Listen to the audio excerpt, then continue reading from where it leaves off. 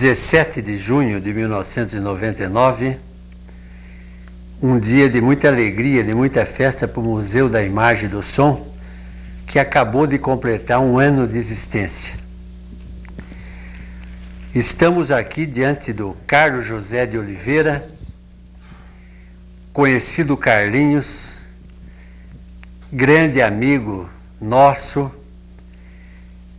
ótimo repórter, professor, tem uma vida longa de especialidades, vamos assim dizer. Esportista, comentarista esportivo, juiz de menores, trabalhando na Tribuna Popular muitos anos, carregando nas costas o jornal durante longo tempo. E, além disso, uma figura muito estimada em toda a nossa comunidade. Ele é um grande fiscalizador da nossa terra. Os seus olhos caminham pela cidade corrigindo problemas existentes ou na luz elétrica ou no piso. Ele está sempre fiscalizando. Então, é uma pessoa de grande utilidade. Possivelmente não precisasse falar nada disso, mas alguns dados seria interessante a gente relembrar. Carlinhos nasceu em Capão Bonito, veio para Itapetininga com 1 ano de idade, aqui se estabeleceu e é um vencedor dentro dos elementos da nossa comunidade. Há pouco tempo, numa enquete feita com alguns amigos, para saber quem é que tinha a cara de Itapetininga, o vencedor foi o Carlos José de Oliveira, o Carlinhos. Realmente é o retrato de Itapetininga, tem a garra de Itapetininga, e os nossos amigos de fora, para saber notícia, tem que ter contato com o Carlinhos. Realmente uma pessoa de grande utilidade. Eu gostaria de lembrar também que o projeto cultural Museu da Imagem e do Som tem o apoio da SP Sul TV e da 3M do Brasil. Gostaria de passar algumas palavras ao Hélio, mas antes apresentar as pessoas que vão entrevistar o Carlinhos essa noite.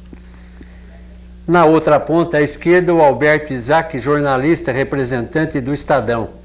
Silas Guerin Cardoso, trabalhando na Rádio Clube como radialista e na Folha de Itapetininga. O Hélio Rubens, um grande, dinâmico jornalista, trabalhou longos anos no jornal Nossa Terra. E o nosso mito cultural, a pessoa que Itapetininga toda estima, de uma maneira especial, de uma maneira muito carinhosa, o professor Jacó Bazarian. Hélio Rubens. Muito bem, Roberto. Já que você falou de 1 ano de vida do nosso MIS, Museu da Imagem e do Som, vale lembrar que hoje estão reunidos aqui todos os fundadores do MIS, inclusive com um dos fundadores, que é o Carlos José, sendo entrevistado. Essa é uma reunião importante e mostra que esse MIS caminhou junto e vai ficar junto com a gente durante muito tempo. Mas nós queremos registrar a presença nos nossos estúdios, acompanhando a gravação, do Jonathan Melo, da Rádio Clube, e sua esposa, Silvia Melo. Muito obrigado pela presença. Também queremos registrar e agradecer a presença do Marco Antônio Vieira de Moraes, o famoso Marquinho, do jornal Nossa Terra. Muito obrigado, Marquinho. Queremos também agradecer a presença do Fábio Arruda Miranda, meu filho, da Comarc Comunicação e Marketing, e do Marcelo Soares Hungria, que acompanha sempre, dando toda a infraestrutura para que os nossos programas possam acontecer. Devolvo a palavra ao Roberto para que comece a rodada de perguntas. Carlinhos, não vamos demorar muito, porque você tem muita coisa a contar para a gente. Mas vamos pegar um aspecto do Carlinhos que possivelmente muitos queiram saber. Como foi a infância e adolescência do Carlinhos? Inicialmente eu queria, naturalmente, agradecer as manifestações iniciais recebidas, a presença dos colegas de imprensa que aqui estão, já mencionados, aqueles que estão no estúdio igualmente assistindo a esse depoimento. Na verdade, me trouxeram de Capão Bonito, onde eu nasci. Nasci a 5 de outubro de 1930 e, com anos de idade, passei a residir em Itapetininga. A infância vivida sempre na rua Monsenhor Soares, na Praça Marechal Deodoro, e também quando o meu pai, vindo de Capão Bonito, tornou-se um empregado no Bar Primavera, do Sr. Alcides Bicudo, onde hoje temos o Bradesco. E aí, de empregado, balconista de um bar famoso, que tinha até orquestra na época, ele tornou-se um proprietário de um bar, que foi o famoso Bar São Paulo. Foi famoso. Famoso Bar assim. São Paulo. E aí a infância passei aí, com minha família, com meus irmãos, com a minha mãe, que era uma dedicada mãe, santa mãe, saudosa memória. E a infância foi esta aí, estudando no Colégio Imaculada Conceição, brincando na praça, fazendo muitos amigos. E junto da minha mãe, dos meus irmãos, na escola, sendo educados pela minha mãe, junto do meu pai, que faleceu muito jovem, por um lapso médico, inclusive na época, 34, estou até avançando um pouco na explicação para divulgar como é que foi a infância, para viver com a minha mãe, porque meu pai faleceu aos 29 anos de idade. Minha mãe, na época, vou me estender até para poder registrar a infância minha, mamãe ficou viúva com o bar que meu pai deixou, cuidando sempre da parte dos salgados, que sempre foram famosos, a partir do pastel famoso, que até além fronteiras era famoso. E vez ou outro, Alberto Isaac registra com muita simpatia passagens históricas de Itapetininga, citando o Bar São Paulo, a minha mãe, o meu avô Samuel Venturelli, os pastéis famosos.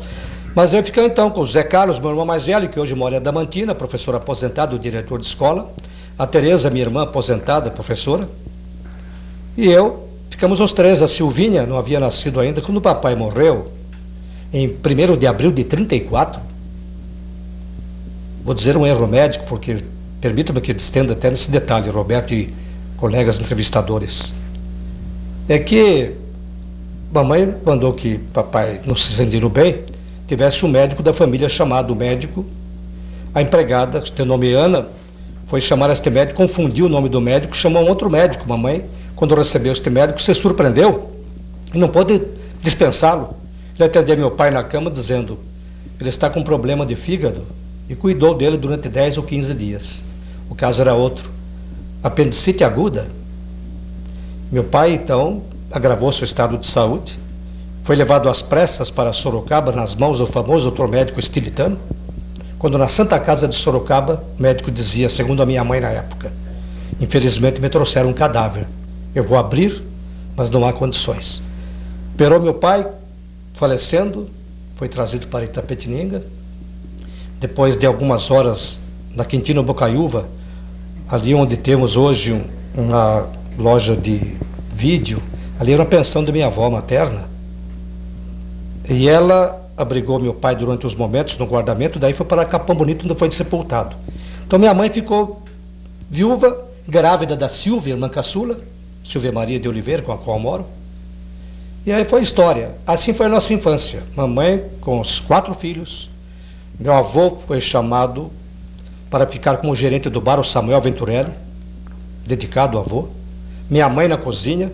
Os filhos ajudando, crescendo, estudando, brincando, ajudando no balcão também. E o Wilson Venturelli também, de saudosa memória, meu tio, irmão da minha mãe. Ele também ajudava no estabelecimento comercial. Então a infância foi aí, estudando no Colégio Imaculada Conceição, ao lado dos demais irmãos, brincando, jogando futebol, brincando na praça, e fui crescendo, e assim foi. Minha história foi assim na infância. E depois, para o estudo secundário, eu completei os estudos no colégio, na Escola Major Fonseca, um período, fiz o ginásio da Associação de Ensino, completei estudos depois na juventude, diplomando em professor primário pela Peixoto Gomide, em 1949, vamos fazer a festa de 50 anos agora, no fim do ano, se Deus quiser, de diplomado. Então esta foi a minha atividade, na área estudantil, até a juventude, até a formatura minha, como professor, diplomado, e tendo à frente do meu ensino, um corpo docente inesquecível de qualidade famosa. Foi a minha vida na parte estudantil, até chegar a ser diplomado, professor pela Peixoto Gomide. Muito bem. Silas, por favor. O Roberto Hungria falou com muita propriedade que o Carlos José tem a cara de Itapetininga. Aos quase completar 69 anos de idade, o Carlos José consegue conciliar duas características. Ele é amigo de todos aqui em Itapetininga, mas, ao mesmo tempo, ele não abre mão daquele seu princípio rígido de defender aquilo que ele considera correto, muitas vezes criando até constrangimento para seus próprios amigos. Carlos José, como você consegue conciliar essas duas características? Silas, você colocou naturalmente bem. É assim mesmo, eu não nasci em Itapetininga, mas talvez a educação do lar, minha mãe era uma santa mãe, minha educação do lar, espetacular, digo assim. E acho que tive um lastro muito bom de formação familiar, religiosa também, foi até coroinha, 12 anos, coroinha, o tempo do saudoso padre Brunetti, na igreja matriz Nossa Senhora dos Prazeres. Cheguei a chefiar os coroinhas durante um tempo. Aprendi muito com isso. E no exército também. Então fiquei muito apegado a comportamentos, não digo rígidos, até antipáticos, mas eu também me apeguei como comissário de menores, ao tempo do Dr. Raul da Rocha Medeiros, grande juiz de direito já falecido. Então, nesse apego aos compromissos de trabalho, eu me responsabilizei pelo comportamento que eu tinha. Ingressando muito cedo no jornalismo, no radialismo, através do saudoso professor Plácido da Silva Machado, ingressei na Difusora em 1956, estou lá há 43 anos. Então, aí me apeguei, porque fiquei apegado às coisas do esporte e à cidade, com seus problemas, as suas coisas, e me antipatizava, como teugeriza aquele que não se comporta bem em termos de respeito ao bem público, ao bem privado, a cidade que tem que ser bem conservada. Me fanatizei por Itapetininga, não sei como fui ganhando uma aderência emotiva à cidade, que naturalmente eu justifico isso pelo comportamento de aprendizado escolar, repito, educação familiar, e por amar Itapetininga pela vivência que eu tive desde 1 ano de idade, e crescendo com ela, vendo o andamento dela, suas coisas, seus personagens, e bem cedo entrando na imprensa, eu fui me apegando muito à cidade, defendendo os seus interesses da cidade também, brigando no bom sentido com os chamados inimigos da cidade, do comportamento condenado de algo pertinente ao bem público particular, ou à cidade em seu nome. Então, eu sei que posso constranger, como eu era, inclusive, Silas, quando comissário de menores, chegava ao ponto seguinte: quando tinha atribuições de fiscalizar o cinema, o filme era 18 anos, tinha casal recém-casado, mas tinha 17 anos, sabia? 17 ou 16, não entrava, não deixava. O fiscal, o Carlinhos, o seu Carlinhos está da porta, isso não vai passar ninguém. E não, apegado ao compromisso legal do juizado, de menores, outras coisas mais. Então, às vezes, podia aborrecer. Denunciado naquele tempo como comissário de menores, crianças que furtivamente, ou às escondidas, melhor dizendo, fumavam cigarro. Nem se falava em maconha naquele tempo. Então, fumavam de escondido, eu denunciava, sabia que era dedado para o filho e para o pai. E assim ganhava, naturalmente, alguma antipatia, mas de compensação, agradecimento da família. E assim foi. E assim era a minha denúncia pública, em termos de rádio, de jornais que eu fazia, há um constrangimento. E com uma cidade menor, você tem no tete-a-tete, no dia a dia, você tem um encontro na esquina, na rua, na praça, num evento qualquer, você encontra a pessoa da qual você teria falado alguma coisa, o que envolveu-a numa situação crítica, onde ela tivesse uma participação. Então eu não me preocupei com isso, enfrentei. Mas assim mesmo, conto nos dedos de uma mão os inimigos que talvez eu tivesse ou tenha. Porque eu sempre fiz isso com boa intenção. Sou fanático por Itapetininga.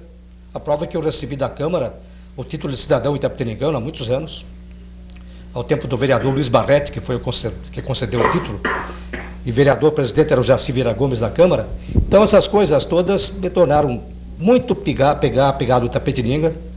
No Exército, na 2ª Companhia de Transmissões, cheguei a esbofetear, quase não brigo, sou de briga, mas dei um soco na cara de um rapaz de Ourinhos, que falou mal de Itapetininga lá na Companhia de Transmissões.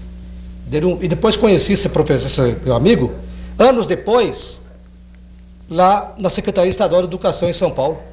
Lembra, Carlinhos?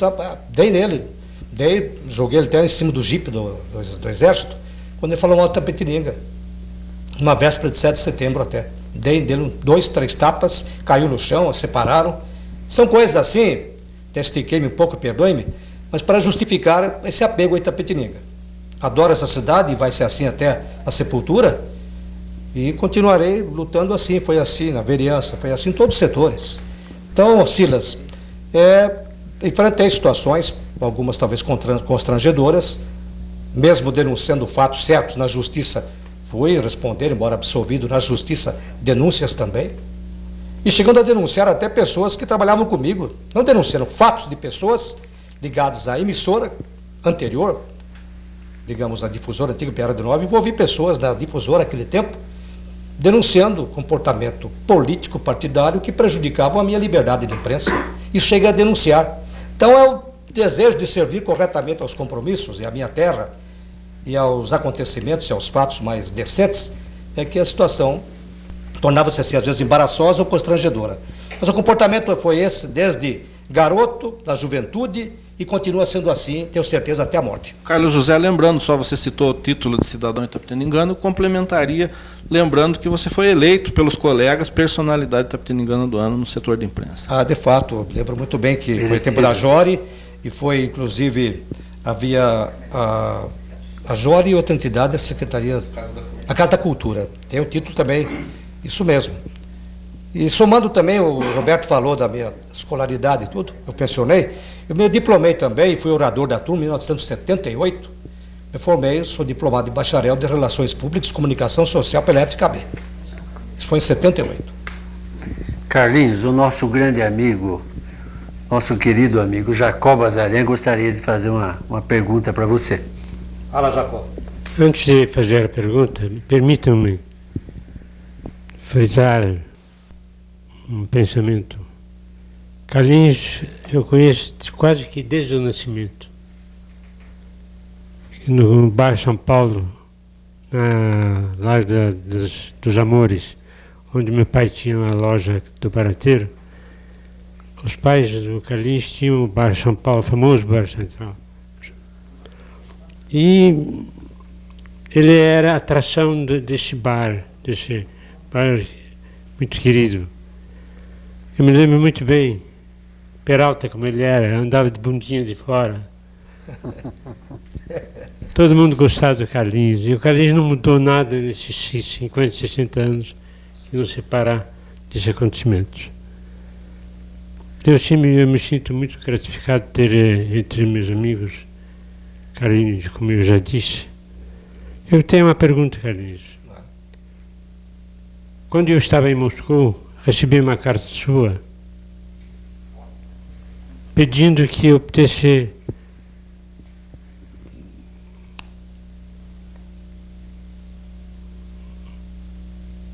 uma possibilidade de estudar na Universidade de Lumumba, uma bolsa de estudos. A Universidade de Lumumba em Moscou era a universidade onde estudavam estrangeiros. E você me disse na carta, que eu tenho até agora, que havia também um amigo seu, Hélio Pinto, Justamente. também queria estudar em Moscou. Você poderia conseguir bolsa de estudos. Eu fazia parte em Moscou, fazia parte do conselho da Universidade de Lumumba, respondendo pelo Brasil. E tinha uma pequena nota, não sei se você lembra, Carlinhos, dizia o seguinte: se não for possível nós obter duas bolsas, então que seja uma bolsa pelo menos para o Hélio. Verdade. Eu só quero lembrar uma coisa que eu nunca disse a você, mas não é segredo. Eu fazia parte da comissão de escolha. E quando chegamos ao Brasil, disseram: o Brasil só pode ter um candidato. Mas antes da sua carta que se não houvesse possibilidade dos dois desse para o Hélio, assim foi, aconteceu, e o Hélio conseguiu a bolsa. Justamente. Passaram tantos anos, Carlinhos, meu querido Carlinhos, você acha que valeu a pena, digamos assim, de dar o seu lugar para outra pessoa? Porque o Hélio não conhecia, ele não era meu amigo. Então eu pergunto para você, Você hoje é um jornalista famoso, não só em Itapetininga, como além dos limites de Itapetininga. Você se arrepende de ter perdido a possibilidade? Porque se não fosse essa pequena notinha a respeito do Hélio, eu teria escolhido você. Não, respondendo ao Jacob Bazarinha, lembrando até, o Hélio Pinto Garcia, que hoje é aposentado, geólogo, diplomado pela Patrícia Lumumba em Moscou, ele era o meu colega de muitas viagens, eu sempre gostei de viajar, desde cedo. Viajamos para o estado do Nordeste, do Norte, carnaval na Bahia, carnaval no Recife, entrevista com a Marta Rocha, foi um furo de reportagem, e também Paraguai, entrevistando o presidente Stroessner, não esqueço nunca, que eu furei uma barreira e falei com o Stroessner. Tem a foto entrevistando ele na Bahia do Paraguai, no Porto Recepção, um petroleiro japonês da frota paraguaia. E o Hélio Pinto era meu colega de viagem. E nós estávamos, eu ia a São Paulo às vezes, e visitei em algumas ocasiões, Jacó, colegas da nossa entrevista, do nosso depoimento, eu visitei ali, acho que era Gabriel Monteiro da Silva, a União Cultural Brasil-URSS, tinha uma sede lá. Eu me afeiçoei, frequentei algumas ocasiões, o Hélio também com mais intensidade. Como o Hélio tinha uma predisposição para o estudo superior e desejava com mais liberdade ir ao exterior, eu não me arrependo do que aconteceu. O Hélio aproveitou, mantive intercâmbio com ele com cartas. Quando fui à Europa a primeira vez, mandei cartas de Paris para ele, me respondeu.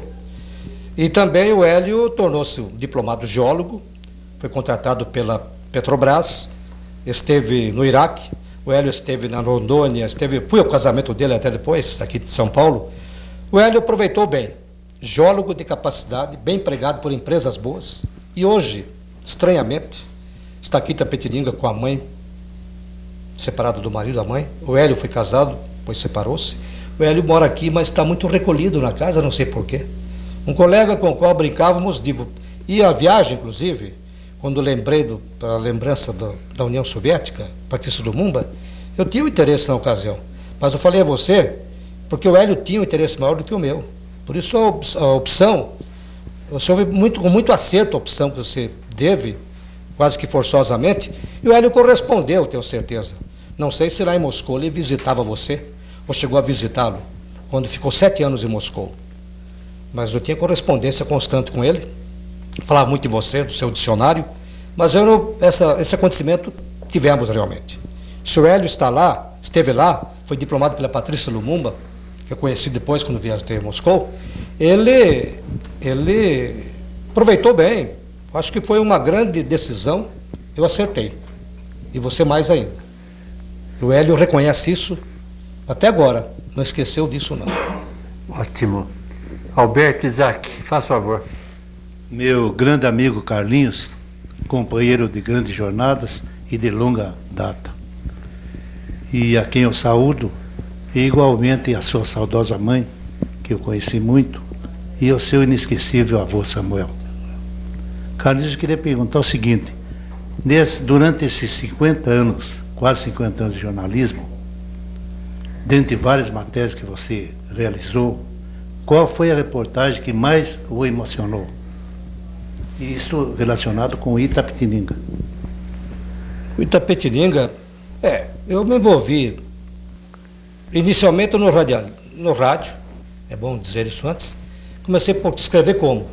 O saudoso professor Plácido da Silva Machado, que dirigiu um programa esportivo na PRD9, difusora sempre, comecei com ele, rabiscando notícias, fazendo esporte, me levou ao microfone assim, em etapas até eu ganhar um pouco de experiência, e comecei a rabiscar notícias no rádio. Depois no jornal, com o antigo Diário de Itapetininga, do Galvãozinho, falecido Galvão Júnior, que você bem conheceu. E lá tinha uma coluna, fazia coluna social, esportiva, e até de cinema, parte cultural. E reportagens, eu fiz muitas reportagens, olha, são muitas, Alberto, a gente tem uma soma aqui. Eu lembro muito bem que eu defendi, fui até processado, mas ganhei a parada na justiça, processado porque eu criticava a cobrança exagerada de mensalidades escolares, através da escola particular, e fui envolvido num processo porque eu divulguei na tribuna uma reportagem que o saudoso professor Plínio Ribeiro não gostou, e o advogado e professor moveu um processo, mas saí absolvido e ganhei a parada, inclusive. Essa reportagem me marcou muito, que eu defendia os alunos pobres que vinham procurar, as mães preocupadas com a condição de não poder pagar a escola particular e quando não podia fazer provas. Essa é uma reportagem que eu fiz, marcou muito bem. Também a denúncia que eu fiz na Santa Casa, em certa ocasião, perdoe-me até a recordação desse fato, marcou porque eu denunciei um descalabro financeiro que aconteceu na Santa Casa há muito tempo, não vou citar o nome de quem eu denunciei, até eu falava assim no rádio e no jornal. Eu vou dar só as iniciais dessa pessoa, e deu o nome completo, assim sarcasticamente. Denunciei, houve um processo, tudo, né? Isso acho que marcou muito, essas coisas de denúncias, no bom sentido. Porque reportagens festivas, eu fiz muitas, esporte, festa, sociedade, bailes, entrevistas com artistas, tudo, fazia muito. Mas na imprensa local, eu me dediquei muito ao rádio, e no jornal foram essas denúncias que eu fiz, que eu acho que surtiram efeito, e foram no bom sentido, embora duras. Duras que podiam constranger e magoar pessoas, como magoaram, mas eu tinha razão. Mas eu falei a verdade. Então, Alberto, eu fiquei mais ligado a esses dois fatos que eu lembro bem de momento. Mas tem tanta coisa, talvez você recorde até. Você também foi correspondente da Gazeta Esportiva. Até agora eu sou. A Gazeta Esportiva, quando era um jornal que dava antes páginas enormes para o interior, esse jornal, tempo do Miguel Munhoz, saudoso colunista MM, dos melhores cronistas esportivos do Brasil, Miguel Munhoz, amigo de Itapetininga, do Clube Esporte Gazeta, e amigo do saudoso Darcy Coelho de Oliveira. Ele que indicou, você tem que ser correspondente, fiquei correspondente. E mandava reportagens do teatro, quando aqui vinham muitos artistas, Cacilda Becker, Valmor Chagas, eu entrevistava Anquito, tanta gente famosa, tinha uma página cultural, teatral, e tinha a página esportiva. As Olimpíadas daqui, estudantis, eu divulguei metade, páginas inteiras na Gazeta Esportiva. Até agora eu faço correspondência, embora diminuíram os espaços, as notícias são muito pequenas, mas eu divulguei muito a nossa cidade. Quantos anos? Da Gazeta Esportiva, há 39 anos, correspondente da Gazeta Esportiva, quase quando comecei na difusora, há 43 anos passados. Até agora eu mando uma reportagem, embora coisa minúscula, porque não há espaço mais. E não apenas isso. Na Gazeta Esportiva, que mantinha também a Fundação Casper Libero, a Gazeta. E aqui alguns se lembram do jornal vespertino, era o mais que circulava, a Gazeta com impressão sensacional. E o secretário-geral da Gazeta, a Gazeta, para a qual eu escrevia quando viajava e mandava notícias também, era o Nelson Baruel Martins, diplomado pela antiga Escola de Farmácia de Itapetininga e Itapetiningano. Esse Nelson Baruel Martins dava muita guarida a mim quando eu ia viajar, fazia turismo. Falei, Nelson, eu vou para Foz do Iguaçu, eu vou para o Nordeste, vou para o Norte, ou vou para o Paraguai. Carlinhos, faça reportagem, coisa e tal, você tem um cachê na volta aqui, aproveitamos, você estava escrevendo, tudo bem.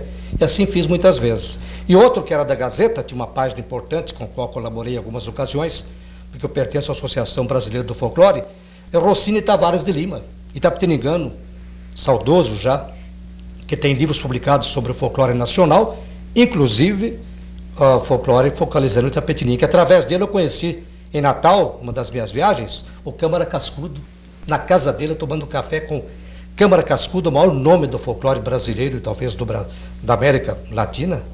Câmara Cascudo, não esqueço nunca, graças ao Rossini Tavares de Lima. E na Gazeta de São Paulo, jornal, além da parte esportiva que eu fazia na Gazeta Esportiva, Alberto e meus colegas que aqui estão, a Gazeta de São Paulo, eu fazia reportagem quando viajava, e 3 delas mexeram até com o presidente da República. Eu estava permito que me estenda nessa contagem interessante, eu acho interessante. Primeira delas foi turística, estava no Carnaval na Bahia, o avião da Cruzeiro do Sul, o Hélio Pinto Garcia viajando comigo.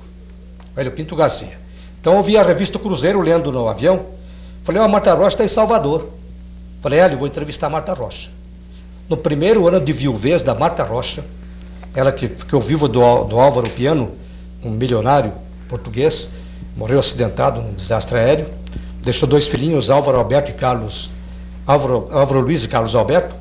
Falei, eu vou entrevistar a Marta Rocha em Salvador. Está louco, você vai ver essa entrevista lá. E fui passear o Carnaval em Salvador, 1960 isso, hein, Carnaval baiano. Eu então, chegando no Hotel Palace, fiquei hospedado, segundo dia já me comuniquei, vou no Jornal da Tarde, na Praça Castro Alves. Cheguei na praça, olha pessoal, Marta Rocha está aí, vocês da imprensa baiana, Não entrevistaram a Marta Rocha? Não tem, tá fácil, mas eu vou furar vocês. Sou paulista no interior, caipira, eu vou furar vocês. Quem pode ir comigo? Fotografava já. Quem pode daí ir comigo à casa da Marta, ser meu fotógrafo na reportagem com ela? Tinha o Zé Carlos, um baixinho. Eu posso ir, tá bom? Você aguarda o meu contato. Você vai comigo? Pô. Aí telefonei para a casa da... Aí descobri no jornal onde estava a Marta Rocha, hospedado na casa dos pais. Rua Marques Leão, 76, bairro da Barra, Salvador. A mãe. Então, liguei para a casa dela, do hotel, estava na praia com os filhos. Aí atendeu o irmão. O irmão passou o pai. Aí só descobri que o pai dela chamava-se o senhor Alberto Rocha. Ele era professor engenheiro da Politécnica em Salvador. Aí falei, olha, menti um pouco, né? Eu estou aqui, está passeando.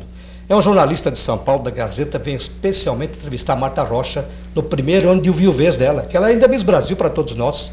E São Paulo tem para ela uma grande admiração, que eu fiz então. Ele, não, a Marta vem mais tarde, liga às 7h30, que é a hora do jantar, se conversa com ela, ela que pode autorizar ou não. Aí voltei a telefonar à noite. A Marta atendeu.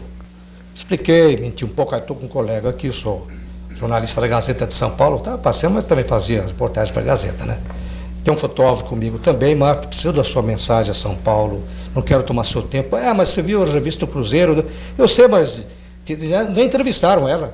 Fotografaram furtivamente ela na piscina do navio, que vinha de Buenos Aires ao Rio.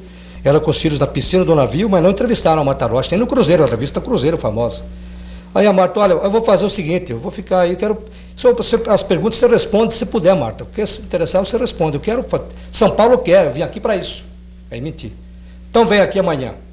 7h espero você. Sabe onde eu moro? Já tenho o endereço. Então lá. Dia seguinte, Hélio, Marta Rocha vai ser entrevistada. Tá brincando. Liguei para o Jornal da Tarde, o fotógrafo entusiasmado, peguei um táxi, peguei o fotógrafo, Hélio, bairro da Barra, chegamos na noite calorosa, carnaval baiano, numa casa bonita, jardins, entramos assim no jardim, uma casa sobradada, nas áreas estava uma senhora meu gorda, vermelha, bonitona, uma senhora também conversando. Você é o jornalista, se apresentou. Eu sou Ansa Acker Rocha, mãe da Marta Rocha. Ansa Acker Rocha, descendência alemã. Aí, quando entrei na sala, estava já o senhor Alberto, professor, o irmão que pediu uma licença de sair, estava de short, e 2 garotinhos de velocípede, argentinos, né? Casaram com o Álvaro Piano, argentino, português, mas argentino, e brincando de velocípede, muito barulhentos os 2 garotos, Álvaro Luiz, Carlos Alberto. E eu esperei, sentei, quando 10 minutos depois a Marta Rocha descia, na escadaria lá de cima, linda, né? Como sempre foi linda. É muito bem, saia blusa de seda branca, saia preta, né? Aquele sorriso maravilhoso, descendo, levantamos, apresentações, tudo, e pé, sentamos. Aí ficamos numa roda de 1h30, tomando café, bolacha, entrevistando, fotografando. Essa foi uma reportagem, Alberto, que então fiz dizendo, então, Gazeta Esportiva, estiquei até para dizer na Gazeta, a minha primeira grande reportagem. A outra foi na Foz do Iguaçu, com o Hélio jantando no restaurante, o alto-falante do restaurante do hotel, Foz do Iguaçu, não tinha nem hotel aí de Cataratas, que nós conhecemos bem. Aí, dizia lá, tem jornalista por obséquio aí no salão de jantar? Levantaram 4, eu no meio, e 3 do Paraná, 2 do Paraná, 2 do Paraná. Passavam na portaria. Levantamos nós 3 depois do jantar, porque após o jantar o convite. O que acontece? Me apresentei, eu sou de São Paulo, Gazeta, coisa e tal, tudo bem. Isso aqui é de São Paulo, porque Paraná, Curitiba. Olha, como essa história aqui do Foz do Iguaçu e Paraná, interessa uma pessoa, digamos, neutra fora daqui, o paulista então. O que acontece? Aí chamaram 2 diretores da companhia Aimorés de Transporte Fluvial, que fazia transporte de madeira e banana na Bacia do Prata. E havia um convênio na Capitania dos Portos, na Foz do Iguaçu, que convênio Brasil-Argentina, que os barcos de bandeira argentina e brasileira tinham que dividir o transporte meio a meio, banana, madeira. Mas acontece que por propinas, a Capitania dos Portos, lá em Foz do Iguaçu, estava se vendendo para os argentinos. Então esses caras da companhia Aimorés pediram uma reportagem, que era um fotógrafo, que era um barco, arrumaram o barco, os 2 foram comigo, o fotógrafo, arrumaram, naveguei por Bacia do Prata, Rio do Prata, um bom tempo, barcos do Brasil parados, e vi 3 ou 4 barcos argentinos, trafegando banana, madeira, vontade, o contraste aí, nossa, isso é safadeza para denunciar. Jânio Quadros, presidente da República. Então, dito e feito, eu fiz a reportagem, mandei lá da Gazeta, mandei do Foz do Iguaçu, estava passeando pela frente, mandei transporte aéreo para a Gazeta. Quando cheguei de viagem das férias, cheguei em São Paulo na Gazeta para pegar um cachê lá, da Marta Rocha, disse, Carlinhos, o que aconteceu? A denúncia sua da Bacia do Prata, a capitania. Jânio Quadros abriu um barulho de denúncia, porque a Gazeta dava cobertura para Jânio Quadros a campanha para presidência. Então, o Jânio Quadros abriu a sindicância na Capitania dos Portos. E com base na denúncia que eu fiz, um caipira do interior, de Tapetininga, fazendo reportagem de tipo de turismo e denunciando coisas que deram resultado, como foi também futebol Amazônia, entrevistando o Gentil Cardoso, entrevistando o pessoal do futebol. Fui representante do jogo Território do Amapá contra o Amazonas, Campeonato Brasileiro, fiz parte da mesa até. Não, faz parte da mesa aqui, você é jornalista de São Paulo. Não, mas não tenho nada com isso, faz parte da mesa, vem aqui ajudar a gente aqui. E o folclore também, que fiz muita reportagem. Com Plínio Coelho, que sucedeu o Gilberto Mestrinho, em Manaus. Aí me deram, estava fazendo reportagem, me deram, enfim, pagaram, nem esperava. Enfim, deram um carro para mim, pagaram 4 dias de hotel em Manaus, de graça. E tinha de pagar, ia pagar, mas como fiz uma reportagem badalando o futebol e badalando o folclore, que é rico em Manaus, e mandei a reportagem para o Rossini, na Gazeta, saiu uma página até. Então isso tudo me dava um cachê, aprendia muita coisa, a experiência eu ganhava muito, inclusive a nível de outros estados. E essa expansão minha foi muito boa para qualificar a profissão da gente, embora a gente fazia muita coisa ligada ao turismo, mas aproveitava. Assim foi na Foz do Iguaçu, foi a Marta Rocha, foi quando fomos ao Paraguai, isso foi quando a Gazeta estava fazendo campanha contra o Juscelino. Carlos, tem uma obra que o Juscelino vai inaugurar, se está na Foz do Iguaçu, é a Ponte Rio, a Ponte da Amizade, hein? Vai ver se está pronto, essa ponte vai inaugurar. Eu fui fotografar, a ponte estava ainda na montagem. A reportagem minha foi assim, e JK inaugurou assim mesmo, tá inacabada a ponte. Outra reportagem destacada, é da Marta Rocha, em primeira página da Gazeta, chamando, texto de chamada e a foto, eu com ela. E lá dentro, tem tudo em casa guardado, recortado, lá dentro uma página com fotos diversas da entrevista, tudo que ela me deu em resposta, e uma mensagem autografada para o povo de São Paulo, através da Gazeta. Então são passagens assim que a gente, esticando, porque a gente vai esticando o falatório aqui, me perdoem os que me ouvem, e os que estão me arguindo aqui, e captando depoimentos, é que são fatos que estão ligados à atividade jornalística, que a gente tem que ser, o jornalista tem que ser um pouco atrevido, né? Enfrentar dificuldades, enfrentar às vezes empurrões, socos e pontapés, para chegar a um objetivo de captar a notícia, trazer a notícia. E assim eu fiz, mesmo sendo do interior aqui, com atividade de correspondente, e aproveitando como eles confiavam muito em mim na Gazeta, confiavam mesmo. A prova que chegava em São Paulo, a Gazeta Esportiva, um dia o Major Padilha estava lá, não tinha repórter, estava lá o Nicolini, Carlinhos, para entrevistar o Padilha, mas como eu estou aqui passeando, fazer o quê? Vim buscar aqui apenas um noticiário de Charlotte. Não, Padilha está na associação médica, você tem que ir lá, ele me dá o fotógrafo, dá o carro. Então essas coisas, então eu ganhava confiança do pessoal, como ganhei na Fundação Casper Libero, e ganhei vários cachês, inclusive algumas reportagens, começo que eu mencionei algumas aí, que me deram experiência, nome também, lógico, e respeito lá com aqueles colegas que vários já faleceram.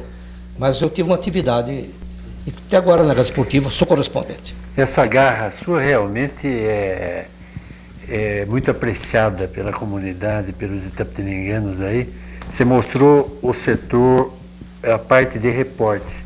Na parte de fiscalização da cidade, você também é um elemento assim de garra, de levar a sério, que a gente vive elogiando você e sente elogios da comunidade. Hélio, faz favor. Carlinhos, eu vou aproveitar que o Roberto nos trouxe de volta a Itapetininga para fazer uma pergunta para você relacionado especificamente à sua atividade jornalística. Lembrando que você, desde o início da sua atividade jornalística, teve uma participação transcendental, né? Realmente uma presença forte na imprensa itapetininga. Inicialmente no rádio, depois no jornal, na tribuna, e como correspondente não só da Gazeta, do Cruzeiro do Sul, enfim, vários que você pontificou realmente com o seu trabalho. E eu sei que exatamente por fato de você ser famoso, ser muito conhecido, você sempre foi muito cobiçado pelos políticos. Não foi nenhuma nem duas vezes que você recebeu convites para se candidatar. E você sempre recusou. Até que em um determinado momento, há 6 anos atrás, se não me engano, você aceitou esse desafio de conciliar a atividade jornalística com a atividade política. O que eu, como jornalista, sei, todos os jornalistas sabem, é uma coisa muito difícil de conseguir. E você conseguiu, porque você, não obstante o seu trabalho político, você não perdeu credibilidade, ao contrário, continuou com a mesma garra de sempre. Como é que foi essa decisão de entrar na política e como é que você conseguiu unir essas duas coisas? Hélio, nós tínhamos aí, já uma vivência pela imprensa e sempre no meio político, porque tem que, no interior, normalmente aqui, todos no interior, o homem da imprensa tem que ser eclético. É futebol, economia, defesa do povo, política, esporte, tudo. Você tem que fazer tudo. Tem que ter uma pena para toda atividade. Então, tem que ser eclético mesmo. Conhecer de tudo um pouco. Na política, eu tinha, a princípio, quando Humberto Pellegrini, velho político, respeitado, ele falou: Carlinhos, você faz tanto aí pela cidade, comenta, escreve, fala, você tem que ser, vai ser candidato a vereador, velho. Fala, não tenho, eu não quero, não tenho afeição para ele, não.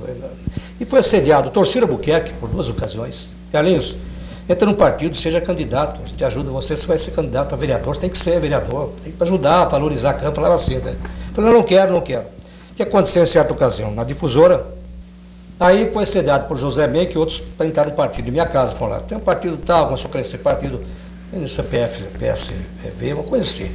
Eu sei que, no fim, ingressei onde estou até agora. A difusora, o Abrão, ainda estava morando aqui, o Zé Abrão, já era proprietário da difusora, o seu Rico Ares Martins, a cerveja Abrão. E quando começamos a participar, até você participou, quando o PSTB estava na fase embrionária aqui, eu fui tentar um partido, falei, Abrão, vou entrar na política. Carlinhos, espera, eu vou entrar também, vamos entrar juntos, vamos entrar no PSTB. Então eu entrei com o José Abrão, e você, ele participou das primeiras reuniões, foram na casa do Celso Prado, lá fizemos reuniões iniciais do PSTB. A fundação do PSTB Nacional. A fundação foi lá. E aí vocês começaram a reforçar o partido, o Zé Abrão foi um dos debutantes também, eu também fui um debutante, e fui na política depois. Darcy Pereira de Moraes. Darcy Pereira de Moraes também, e outros que a gente pode lembrar, esquecendo apenas involuntariamente, mas a gente, eu entrei então no partido, fiz a campanha, o Rádio é Verdade, dava já um nome para a gente, e eu achei o seguinte, bom, eu vou unir então a parte legal com aquilo que eu já faço, que é a comunicação, na crítica, na observação, na colaboração ao povo e à cidade, eu vou unir esse meu trabalho junto ao quarto poder com o poder legal, que é o poder da Câmara, o poder oficial. E deu certo, até uma vez me divertiu o Roberto Hungria, quando eu era candidato a primeira vez. Carlinhos, não vai dar certo, você não devia ser candidato. Isso falou para mim na estação rodoviária uma vez, não esqueço nunca. Mas eu estou preparado e fui eleito a primeira vez. 4 anos, fui reeleito pela segunda vez. E votação foi crescendo.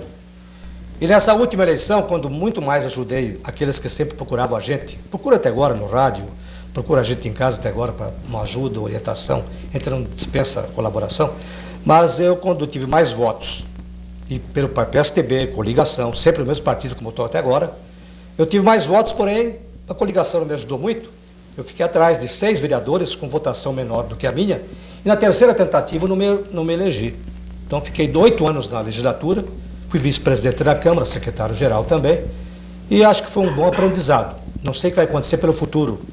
Há assédios, até agora tem assédios, a eleição virá aí, você tem que disputar. Não há assim, uma grande disposição, embora eu acho que possa ser útil como cidadão comum e como radialista, que estou aposentado do rádio já há 8 anos, fiz outro contrato com a emissora, mas eu vou morrer no rádio. Tenho disposição para falar e escrever, até quando as forças físicas me permitirem, a saúde, que é muito boa, graças a Deus, nos meus 68 anos de idade. Mas politicamente foi uma boa experiência, Hélio. Normalmente pelo partido que, queira ou não, é respeitado, pela formação que tem, mesmo com as nuances políticas e fatos que ocorrem em todo lugar, com o presidente, com o governador, não importa, mas é um partido de respeito que abrigou gente muito boa, de qualidade, e a prova é que o PSTB é uma potência partidária no Brasil. Então, me orgulhei de participar do PSTB, como até agora pertenço a ele, embora com algumas indisposições internas, mas eu acho que valeu a pena, vamos ver o que acontece no futuro. Foi uma boa experiência, e você, com o Celso Prado e outros mais, que com vocês nascemos no PSTB, também foi um elemento importante para incentivar a gente na política, você inclusive. Carlinhos, você e Clube Venâncio Aires deve ter muita coisa para contar para a gente. Participação em bailes, entrevista com grandes artistas, curiosidade. Resuma um pouco para a gente essa resposta, mas eu sei que você tem muita coisa interessante para nos contar. O Venâncio Aires, afinal de contas, desde cedo, jovem, de frequentar o Venâncio Aires, não seria como foi o meu irmão, chamado Pé de Valsa. Meu irmão abriu os bailes do Venâncio, dançarino exímio, mora da Mantina, hoje aposentado. Dança bem até agora, Zé Carlos de Oliveira, mais velho que eu, 3 anos. Mas o Venâncio Aires frequentava, dançava não muito, festas, shows, acompanhava a saudosa orquestra Venâncio Aires, depois a Panamérica, ao tempo do Sr. Benedito Pompeu de Jesus, depois ao tempo do Edil Lisboa. Nós acompanhávamos o Venâncio Aires. E shows, então, muitos.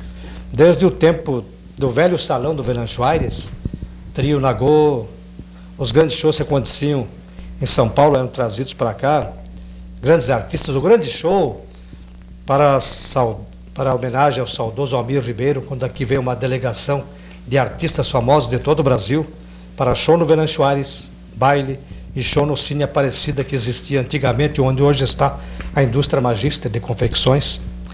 E shows muitos. E ao tempo do José Lembo, o saudoso presidente, eu acompanhava o Lembo nas visitas a compromissos e contratos. E assim foi, Clara Nunes, Fafá de Belém, Nelson Gonçalves, eu lembro muito bem, eu lembro. Ele pagava o artista no cachê correto, mas discutia às vezes migalhas, R$1.000, R$2, quando o artista custava 30, 20.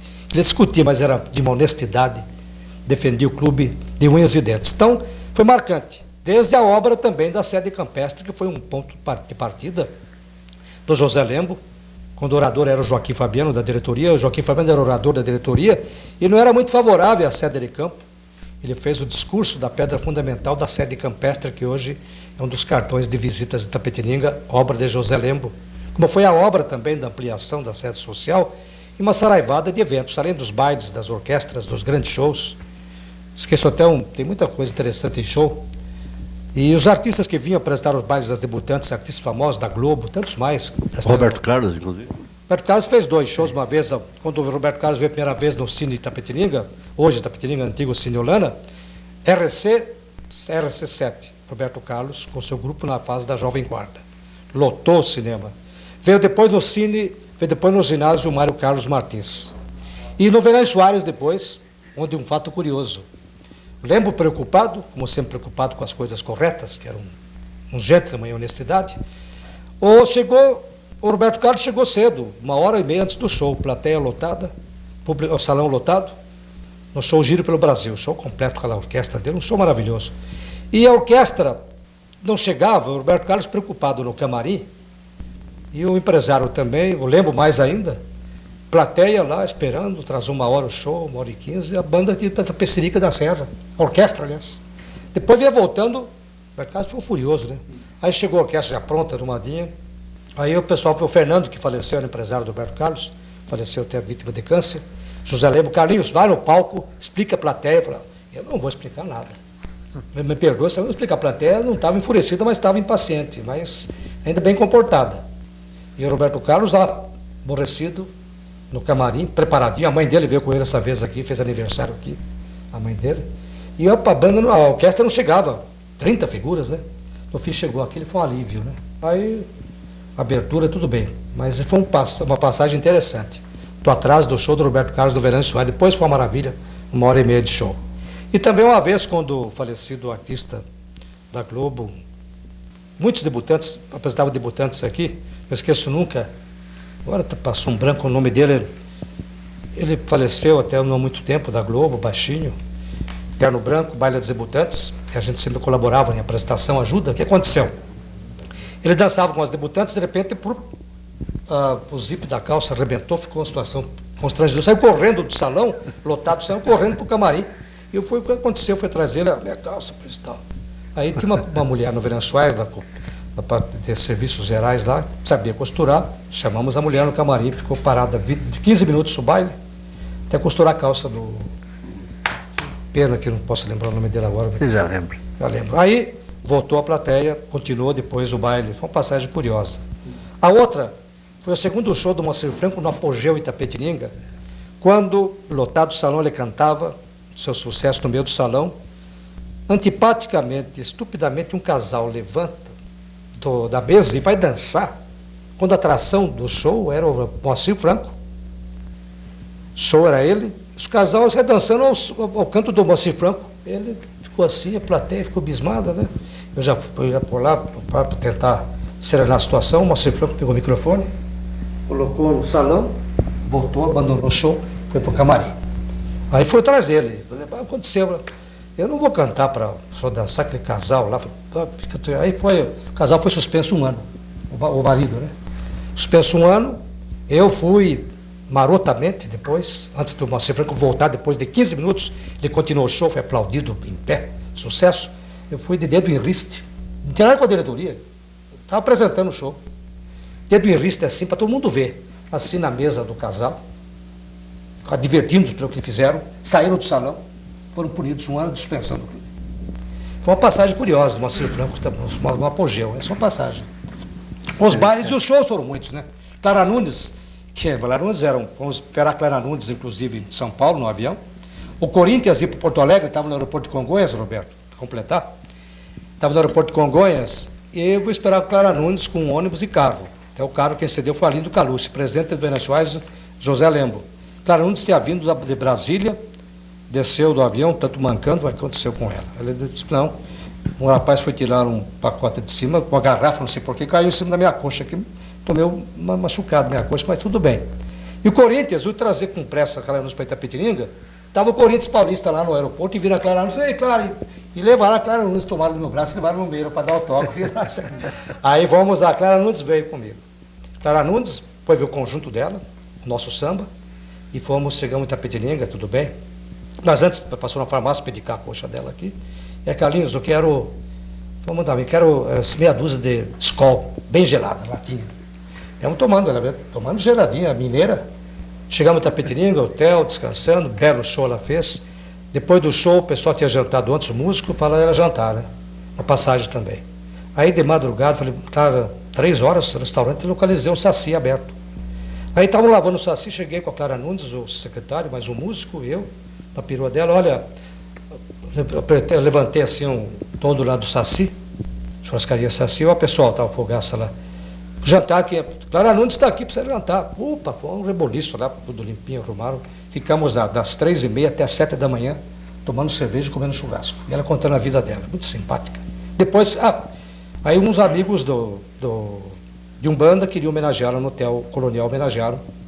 Ela depois foi na Vila Santana, eu quero comprar alguma coisa antiga. Na Vila Santana, o Miguel, um falecido amigo meu, vendia coisas antigas, objetos antigos, ela foi lá para comprar também.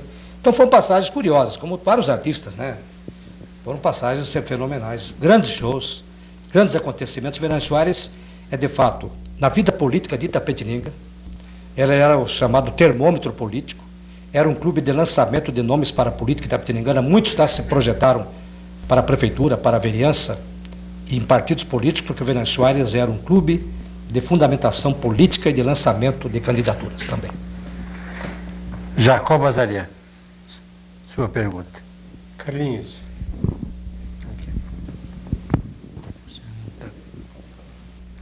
você é um jornalista internacional, sobre isso já falamos. Cada ano, nos últimos 30, 40 anos, cada ano você visitava uma parte do universo. De modo que você conhece os 5 continentes. Eu queria saber de você, agora que está na idade madura, já pensando filosoficamente, valeu a pena trocar o dinheiro gasto nas viagens? Ter, por exemplo, digamos assim, um negócio qualquer, uma indústria, etc. Em outras palavras, se você começasse de novo sua vida agora, você faria a mesma coisa, dando prioridade para a atividade intelectual que é o jornalismo. E em que consiste essa, digamos assim, valiosa contribuição da imprensa para você e para a humanidade? Naturalmente, Jacó, a imprensa abre muitos caminhos, ainda que modestamente tenhamos aqui uma atividade limitada na imprensa de Itapetininga, no rádio, na TV mais recentemente, nos jornais, todos sabem, os colegas sabem disso. Queremos dar uma extensão maior aos nossos desejos, mas temos que nos limitar àquilo que temos em condição material, de cobertura empresarial, de publicidade, então a imprensa fica atrelada às suas limitações. Mas, mesmo assim, a gente deu pulos maiores porque se atreveu também a ampliar o conhecimento jornalístico através de viagens, né, como você mencionou, e sempre mexi. Então, eu me ligava ao meu passeio, como comentei antes, quando fui ao Nordeste, ao Norte, as entrevistas que eu mencionei, eu passeava e ligava o turismo ao jornalismo. Isso faço até agora, quando viajo, são as 3 Copas do Mundo que eu fiz, e também quando a vez que eu viajo, e viajava com mais, e antes quando viajei em muitos lugares também, cada lugar que eu ia fazia um flash jornalístico dizendo do país que eu visitava algo geográfico, histórico e um fato do dia. Isso era jornalismo também internacional, aproveitava, fazia telefonicamente para a difusora, com patrocínio até, era do saudoso Jaime, meu colega de viagem, Jaime Ilho Ribeiro, e a Superloja patrocinava os telefonemas. Eu fazia cobrar. Aí fazia um flash. De todos os países que eu visitei, muitos, a maioria, eu fiz flashes. Além da Copa do Mundo, que era um contrato, era credenciado, se foi nos Estados Unidos, foi na Itália e foi agora na França. Mas eu, então, aproveitei. Então, essa escola foi muito boa, Jacó. Mesmo com a imprensa modesta nossa, no radialismo, no jornalismo, a gente aprendeu muito, pelo fato de ser eclético, por força de circunstâncias, escrever de tudo um pouco. Valorizando mais o conhecimento por visitar outros países, povos e costumes dos 5 continentes. Era um sonho meu. Enquanto não pisava os 5 continentes, não parava de viajar. Eu visitei e não parei mais de viajar até agora. Aí visitei 73 países, os 5 continentes. E assim foi, aprendi muito, fiz reportagens.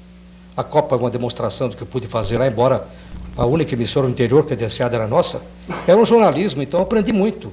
Com aquele pessoal internacional lá do futebol, aprendi muitas mumunhas de bastidores de Copa do Mundo, que acontece com a imprensa, como vi agora na França. E acho que valeu a pena.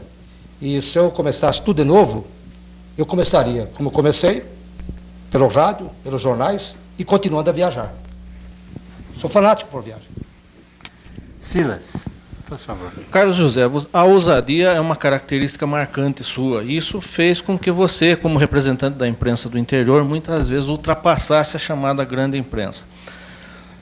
No início da década de 60, ou mais precisamente depois do início do governo militar, aconteceu em Itapeva a histórica reunião em que houve o rompimento do general Castelo Branco com o general Costa e Silva. E consta que você, burlando todo o esquema de segurança, conseguiu fechar-se numa sala com os principais dirigentes. É correto isso? É correto. Aconteceu o seguinte, nós tínhamos Castelo Branco na presidência da República, o ministro da Guerra, Costa e Silva, Ciro Buquerque, presidente da Assembleia, Ademar de Barros, governador do estado de São Paulo.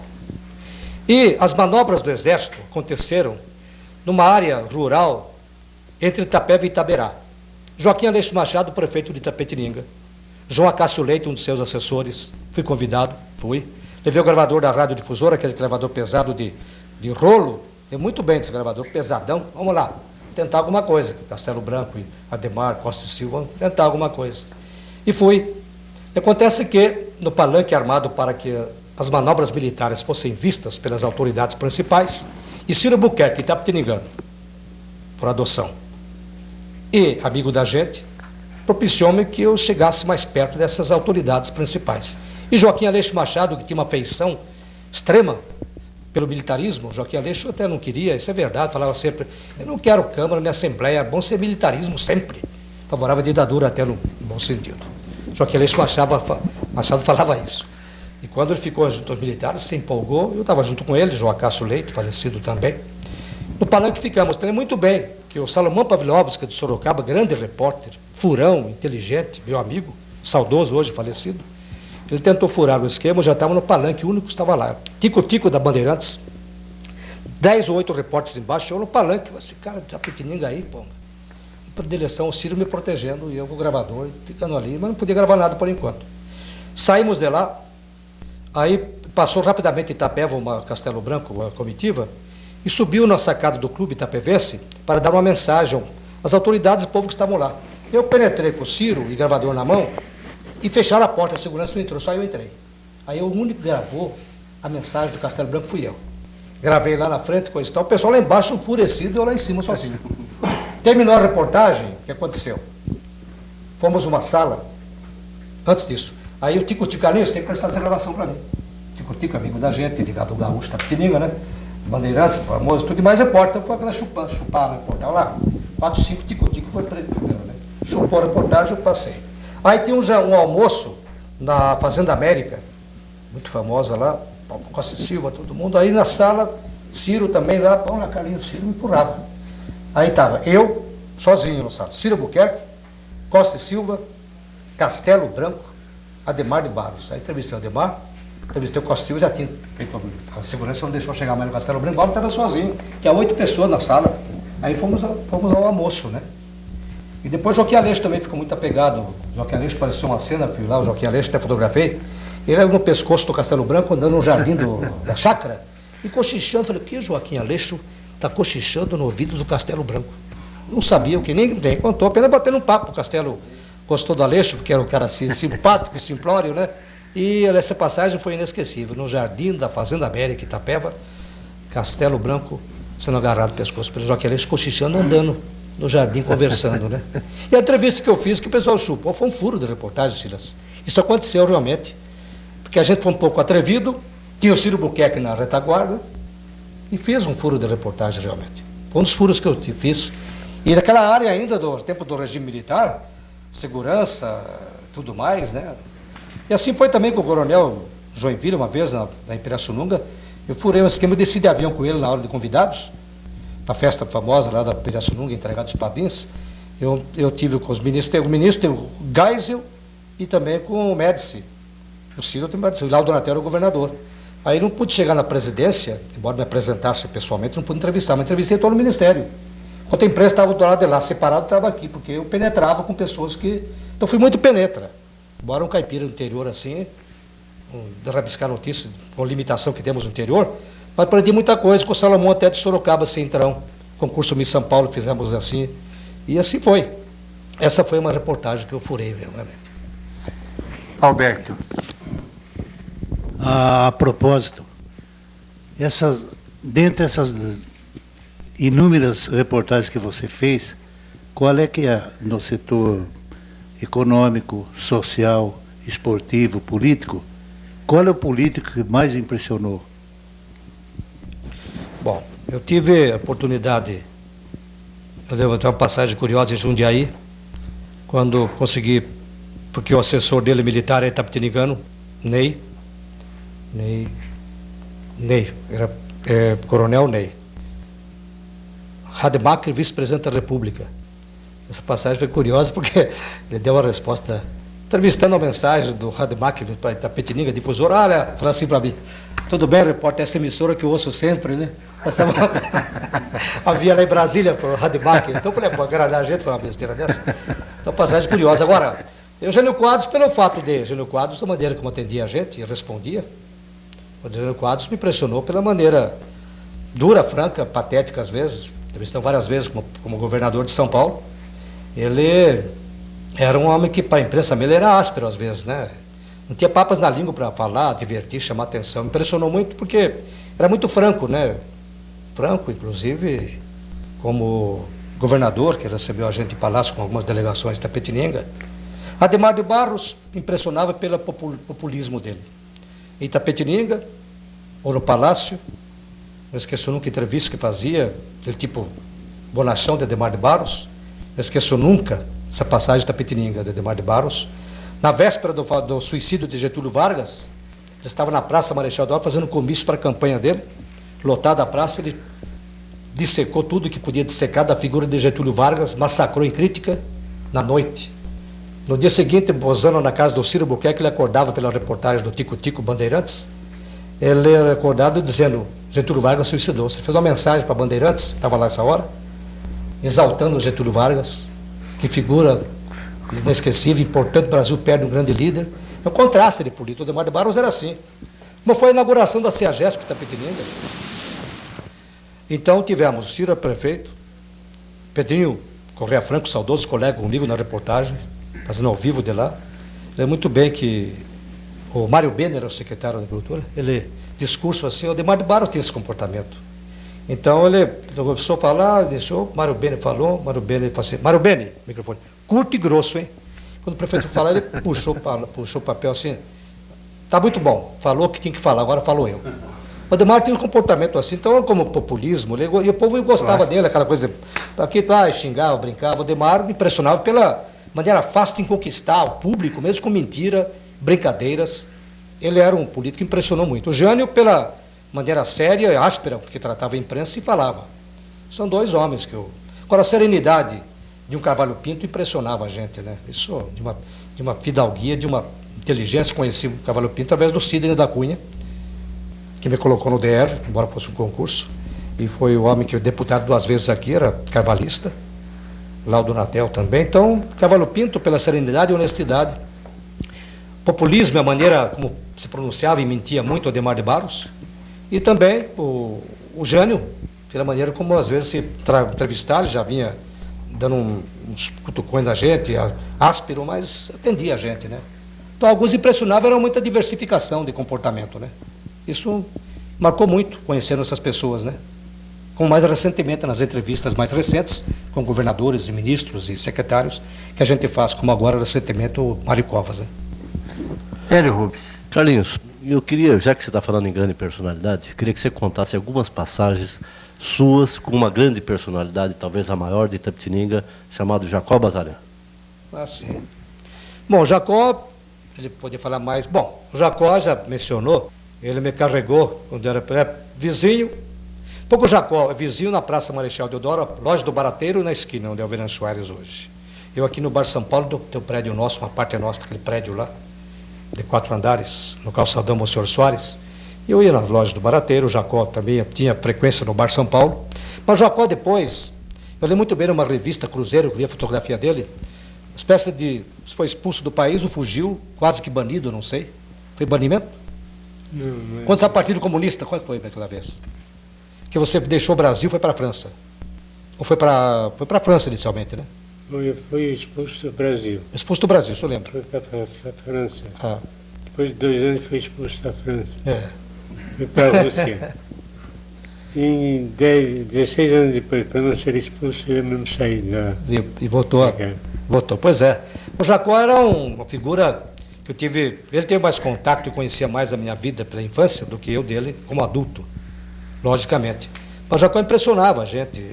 Era muito falado, muito comentado. Você visitou o Jacó na Rússia? Não visitei. Veja bem o que aconteceu. Quando eu fui a Moscou em 77, fiquei 14 dias na União Soviética, quando eu fiz um giro pelo leste europeu, minha viagem era sempre 30 dias, férias é 30 dias pelo menos. Aproveitar bem, estou gastando.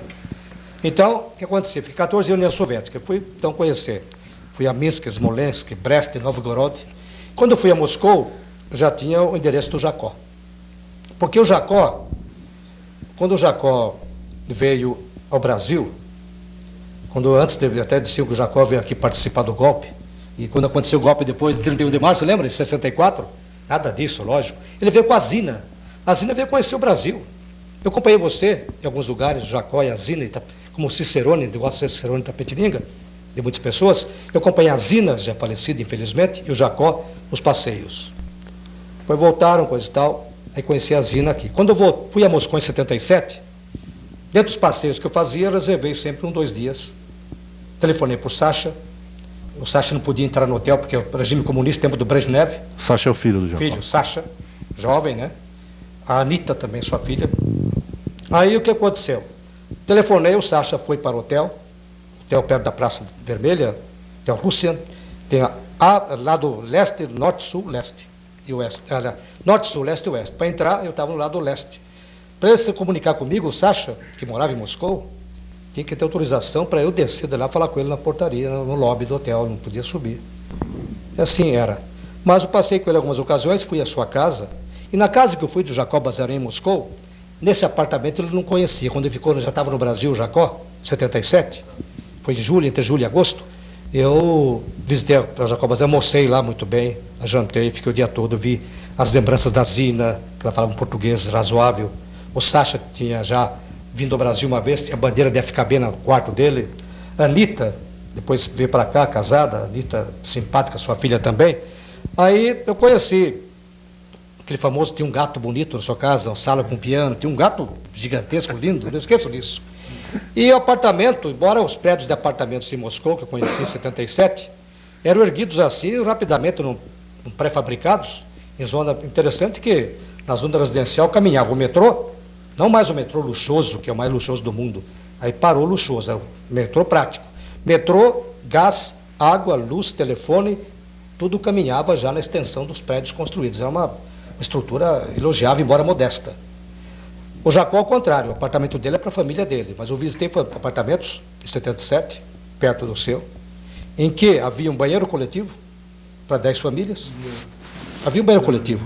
Não o seu prédio, mas havia prédios assim. Enquanto eu fazia mestrado, doutorado, era coletiva. Justo. Depois, Khrushchev simpatizou comigo, É assim. mandou a gente ceder dar uma casa para morar. Mas então você teve uma casa, um privilégio para você. Um privilégio. Agora, o seu apartamento que eu vi era um bom apartamento. E que a sacada do apartamento, você comunicava a sua sacada com a sacada vizinha, mas embora separado. Essa é nova. Nova, mas um prédio bom. Eu lembro muito bem, eu comi utka, que é o pato, né? É. Aí tomei o quê? Vodka, um adinho, até assim, Zina, Padjovostadinho, Riunka, vodka, por favor, dê-me uma taça de vodka, né? Essa palavra eu não esqueci nunca. Então as palavrinhas eu aprendi assim, né? Então aí o Sacha, veja bem em Moscou o que aconteceu em 77, como é que era a União Soviética, em Moscou, a União Soviética, né? Então passemos, então um dia eu falei, Sacha, vou fazer um passeio extra aí, estava passeando com o meu grupo, 20 pessoas, né? Fui em todos os lugares possíveis, Kremlin e tudo, passei muito, né? Teatro, tanta coisa bonita em Moscou. E as cidades que eu visitei também, né? Mais 4 cidades, 12 dias, 14 dias. Aí nós fomos fazer um passeio de carro, falei, precisa um táxi. Que táxi é esse, Carlinhos? O Sacha chamou um carro particular. Vamos lá então, onde você vai? Vamos mostrar para você um lugar de descobrimentos e conquistas espaciais soviéticas. Vamos embora. Aí fui de carro, pensei até atrás com ele, o motorista guiando um carro comum. Aí paramos num lugar para descer, o Sacha falou em russo, né, com ele. O cara botou a mão para trás assim, o Sacha deu dinheiro para ele, né? Falou que isso aí, essa é corrida, faz aqui, corrida clandestina. Aqui tem cara para todo jeito, não é só táxi, não. Então, essas passagens de Moscou eu não esqueço. E dou atenção à sua família, da saudosa Zina, que tinha muita relíquia do partido, era bem apegada do Partido Comunista. E as lembranças da sua casa, que tem muitas fotos de lá, mostrei para você, valeu a pena, viu? Bebendo e comendo bem, inclusive. Carlos José, queria que você contasse um pouco do Carlinhos, lateral esquerdo, de empolgar muita gente aí. Queria que você contasse um pouco da sua trajetória esportiva e, sabendo que você é um entusiasta do futebol de Itapetininga, o que você recomendaria para que o itapetiningano comparecesse mais aos estádios? O que acontece com o itapetiningano que vai muito pouco presenciar os jogos do Esporte Clube Itapetininga? Roberto, inicialmente no futebol, lógico, a gente até há pouco tempo dá umas peladas ainda. Sempre gostei de jogar como lateral direito, lateral esquerdo. Joguei na Várzea, joguei na equipe de professores, quando me formava na Peixoto Gomide, nas Olimpíadas, muitas vezes, de estudantis, no São Crispim, no Paulistano. Paulo Oza era zagueiro, Paulo Oza, saudoso, era zagueiro também. Gordoto, gordote assim, né? Jogava comigo também. Zé Cássio, seu irmão, jogava no Paulistano comigo. E no futebol fizemos aí, joguei no segundão da Associação Atlética. E meu jogo, de fato, só não empolgava. É que a gente, não sei por que peguei, não sei se era o antigo Belfort do Corinthians, eu gostava da bicicleta, chilena, Belfort e voadora. O jogo, a bola podia chutar aqui, eu mergulhava de cabeça. Pequeno que eu sou, eu gostava de subir para cabecear a bola alta, né? E dar bicicleta, eu era um jogador de acrobacia. Você ficava admirado, poxa, você, de certa idade depois mesmo, fazia a mesma coisa. Acrobacia, voadora, peixinho, era assim. Sempre joguei assim.